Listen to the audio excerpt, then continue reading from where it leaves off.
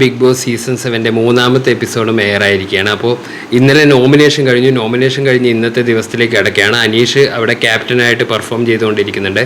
അതിനിടയിൽ ഇന്ന് മോർണിംഗിൽ തന്നെ അനീഷ് ഒരു ഗോതമ്പ് മാവ് കുഴയ്ക്കുന്ന സമയത്ത് അത് പാൻ കേക്ക്, ഗോതമ്പ് മാവ്, അപ്പോൾ മലയാള പദങ്ങൾ യൂസ് ചെയ്യണം, എല്ലാത്തിനും അതിൻ്റേതായ മലയാള പദങ്ങളുണ്ട്.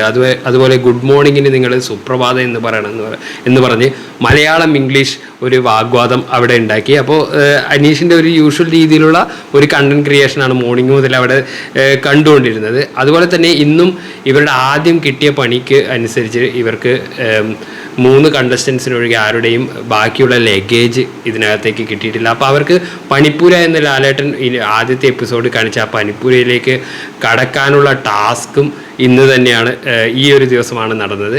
പിന്നെ അതിനിടയിൽ നമ്മുടെ ഷാനവാസൊക്കെ ഇന്നൊരു പ്രാങ്ക് ചെയ്യാൻ വേണ്ടിയിട്ട്, അത് അനുമോളുമായിട്ടുള്ളൊരു കോമഡി ആയിട്ടുള്ളൊരു സംഭവമാണ്. പക്ഷേ ആ സംഭവം കുറച്ച് പിടിവിട്ട പോലെ, കൈവിട്ട പോയ പോലെ തോന്നി. കാരണം അനുമോളുമായിട്ട് ആദ്യം പറഞ്ഞ അനുമോള് അപ്പാനി ശരത്തിൻ്റെ കഴുത്തൊളിക്കപ്പോൾ അനുമോൾ പറയണ്ടായി, ചേട്ടാ അത് ചൂട് പിടിക്കണം, അങ്ങനെ എന്നാലത് മാറിക്കോളും എന്ന് പറഞ്ഞപ്പോൾ ഷാനവാസ് അത് ഇടപെട്ട് ചോദിച്ചു, അപ്പോൾ ഡോക്ടറെ കണ്ടാൽ മരുന്ന് തരില്ല, അവർ വെറുതെയാണോ തരുന്നത്, അപ്പോൾ ഡോക്ടർമാർക്ക് എന്തെങ്കിലും എഴുതണ്ടേ എന്ന് അനുമോൾ കാഷ്വലായിട്ട് പറഞ്ഞാണ്. അതിന് മൊത്തം ഡോക്ടർമാർക്കെതിരെ അവർ വെറുതെ മരുന്നെഴുതുകയാണെന്നുള്ള തമാശ രൂപത്തിലാണ് ഷാനവാസ് തുടങ്ങിയതെന്ന് ആ സീനുകളിൽ നിന്ന് വ്യക്തമാണ്. കണ്ണിറുക്കി കാണിക്കുന്നുണ്ട്, ചിരിച്ചുകൊണ്ടാണ് പറയുന്നത്. പക്ഷേ ആ ഹൗസിൽ ഇപ്പോൾ അക്ബർ ഖാൻ്റെ വൈഫ്, അതുപോലെ തന്നെ അവിടെ ഡോക്ടേഴ്സ് ഉള്ളത് കൊണ്ട് തന്നെ അവർ ആ വിഷയം ഏറ്റെടുത്തിട്ട് ഈ വിഷയം വേറൊരു ലെവലിലേക്ക് ഈ സാധനത്തെ കൊണ്ടുപോവുകയാണ് ഉണ്ടായത്. അത് കഴിഞ്ഞിട്ട് അനുമോള് കരയുകയാണ്. അനുമോള് താൻ പറയാത്തൊരു കാര്യത്തെ ഷാനവാസ് വളച്ചൊടിച്ചു എന്ന് പറയുകയും ഗാർഡൻ ഏരിയയിലേക്ക് പോകുന്നു. അപ്പോൾ കൂടെയുള്ള സമാധാനിപ്പിക്കാൻ പോയ ഷാനവാസ് ബാക്കിയുള്ള ഹൗസ്മേറ്റ് അപ്പാനി ശരത്തും വന്ന് സാക്ഷ്യം പറയുകയാണ്, അങ്ങനെ പറഞ്ഞിട്ടില്ല, ആ ഒരു പെർട്ടിക്കുലർ സെൻറ്റൻസ് പറഞ്ഞിട്ടില്ല എന്ന് പറയുന്നതോടെ ഷാനവാസിൻ്റെ ആ ഒരു പ്രാങ്ക് അവസാനം ഷാനവാസ് കയ്യോടെ പിടിക്കപ്പെട്ട ഒരു മാനിപ്പുലേഷൻ ചെയ്ത ഒരാളായി ഷാനവാസ് മാറി. അത് ഒരു തമാശയായിട്ട് തുടങ്ങിയെങ്കിൽ ആ സംഭവം അനുമോളെ വല്ലാതെ എഫക്റ്റ് ചെയ്ത പോലെയാണ് അനുമോളിൻ്റെ അതിനകത്തുള്ള ബിഹേവിയർ ഉണ്ടായത്. ഒരിക്കലും കരയില്ല എന്ന് പറഞ്ഞ അനുമോൾ കരഞ്ഞു എന്ന് ഷാനവാസ് തുള്ളിച്ചാടുന്ന കണ്ടായിരുന്നു. അതിനുശേഷമാണ് നെവിൻ്റെ കുറച്ച് എൻ്റർടൈൻമെൻറ്റ് പാർട്ടുകളുണ്ടായി.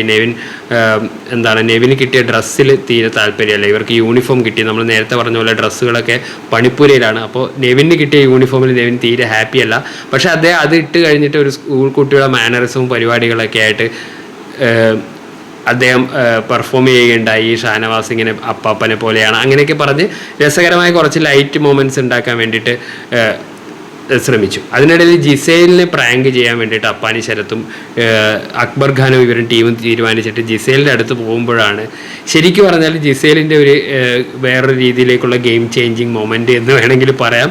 ഈ ഒരു സംഭവം, ഈ ഒരു അപ്പാനി ശരത്ത് ആൻഡ് ഗ്യാങ്ങിൻ്റെ ഡോസ് കിട്ടിയതിന് ശേഷം ജിസേൽ വളരെ എൻ്റർടൈനിങ് ആയിട്ടും ഫണ്ണി ആയിട്ടും കുറിക്കൊള്ളുന്ന കൗണ്ടറുകളായിട്ട് ഒരു ഗെയിമിലേക്ക് കൂടുതൽ ഇൻവോൾവ്മെൻ്റ് ആവുന്ന കാഴ്ചയാണ് കണ്ടത്. അതായത് ജിസേൽ ഇങ്ങനെ മേക്കപ്പ് ചെയ്തിരുന്നാൽ മതിയോ, കൂടുതൽ കാര്യങ്ങൾ പ്രതികരിക്കണം എന്ന് പറയുമ്പോൾ ജിസേൽ അവിടെ നിന്ന് തന്നെ തൻ്റെ നയം വ്യക്തമാകുന്നുണ്ട്. ഒരാൾക്ക് പിറകെ 5 പേര് നടന്നിട്ടുള്ള പ്രതികരണമാണോ, എന്നെ ബാധിക്കുന്ന സംഭവങ്ങളിൽ പ്രതികരിച്ചാൽ പോരെ, പക്ഷെ അങ്ങനെയല്ല, നിങ്ങളെ അടുത്ത് ആരും വരില്ല പ്രതികരിക്കാൻ എന്ന് പറഞ്ഞിട്ട് അപ്പാനി ഒന്ന് ട്രിഗർ ചെയ്യുകയാണ്. ശരത്തും ടീമുകളും കൂടി ആര്യനും അടക്കം ട്രിഗർ ചെയ്യുകയാണ്. അപ്പോൾ അതിന് ശേഷം കിച്ചൺ ഏരിയയിൽ വെച്ച് അനുമോളുമായിട്ട് ചായ തിളപ്പിക്കുന്നതായിട്ട് ബന്ധപ്പെട്ടുള്ള ഒരു സംസാരം ഉണ്ടാകുന്നു.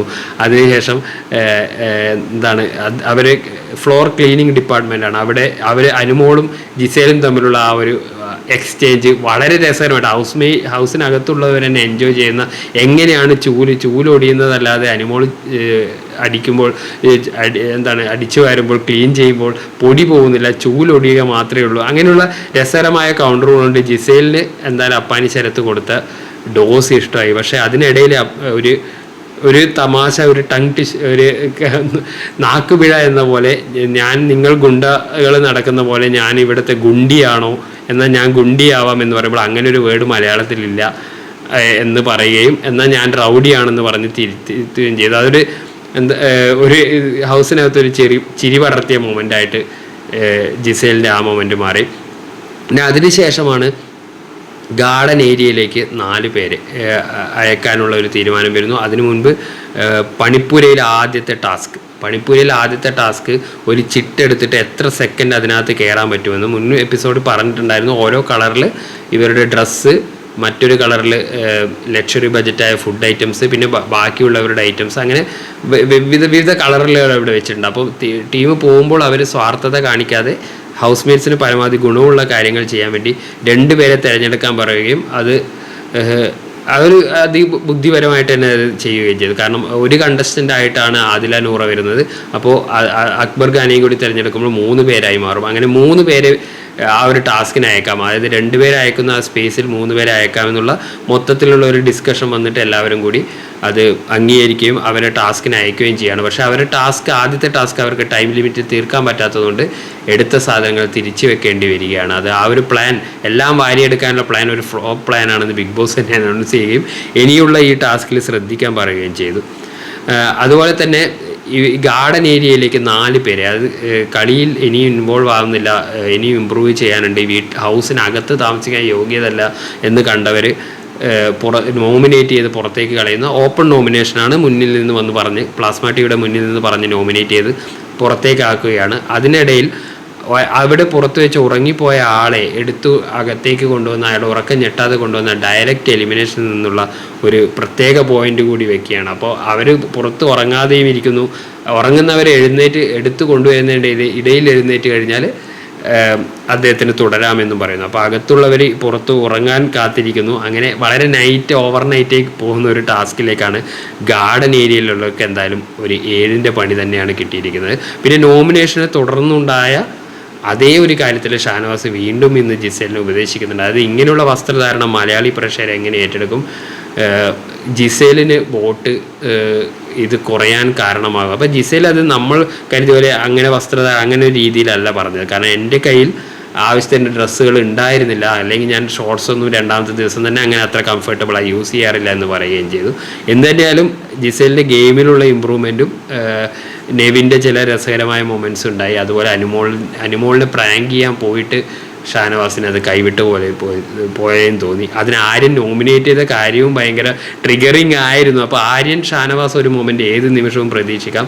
ആര്യൻ പറയുകയുണ്ടായി, രുദ്രം വരുന്നു എല്ലാവരും പറഞ്ഞിട്ട് ഇവരൊരു പൂച്ചയെ പോലെ നടക്കുന്നതാണെന്ന് പറഞ്ഞിട്ട് നന്നായിട്ട് ട്രിഗർ ചെയ്താണ് വിട്ടത്. അതുപോലെ കലാപൻ സരികയെ നോമിനേറ്റ് ചെയ്യുമ്പോൾ പറഞ്ഞതും അതുപോലുള്ള ഒരു കാരണമായിരുന്നു. കാരണം ഇവിടെ ഒരു കുക്കിനെയല്ല ആവശ്യം, അല്ലാണ്ട് അതുപോലെ ജിസേൽ വോട്ട് ചെയ്യുമ്പോഴും അവരെ ടാർഗറ്റ് ചെയ്തുകൊണ്ട് ഒരു അമ്മായിയമ്മ കളിയല്ല, ഇത് ബിഗ് ബോസ് കളിയാണ് എന്ന് പറഞ്ഞിട്ട് അവരിലേക്കും ടാർഗറ്റ് പോകുന്നുണ്ട്.